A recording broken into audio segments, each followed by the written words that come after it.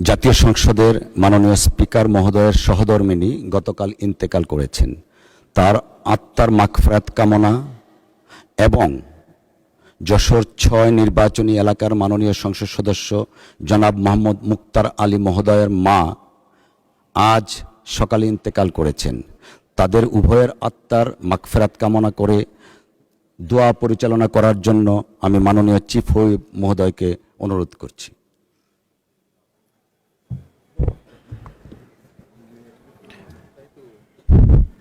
মাননীয় স্পিকার, অত্যন্ত গভীর পরিতাপের বিষয় যে আমাদের মাননীয় স্পিকার তার সহধর্মিণী এবং আমাদের যশোর থেকে সাবেক সংসদ সদস্য তিনি ইন্তেকাল ফরমাইছেন।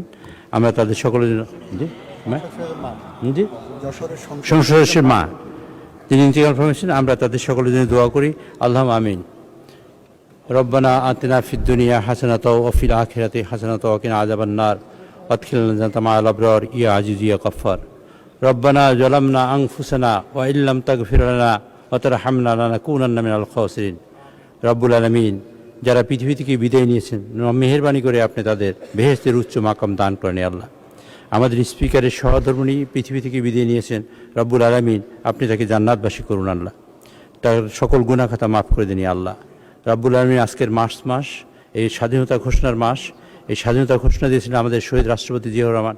রব্বুল আলামিন তিনি আমাদের মাঝে নেই, আল্লাহ রব্বুল আলামিন তাকে তিনি বেহেশতের উচ্চ মাকাম আপনি দান করুন আল্লাহ। আমাদের গণতন্ত্রের মা এবং তিনবার প্রধানমন্ত্রী, সাবেক প্রধানমন্ত্রী বেগম খালেদা জিয়া অনেক নির্যাতন নির্মম নিপীড়নের কারণে পৃথিবী থেকে বিদায় নিয়েছেন। রব্বুল আলামিন আপনি তাকে আপনার খাস মেহমান বানিয়ে নিন আপনি। আমাদের সংসদ নেতা যিনি, যার নেতৃত্বে সমগ্র বাংলাদেশে 2/3 মেজরিটি নিয়ে আমরা সংসদে বসেছি, রব্বুল আলামিন তাকে আপনি হায়াতে তাইয়্যিবা দান করুন আল্লাহ।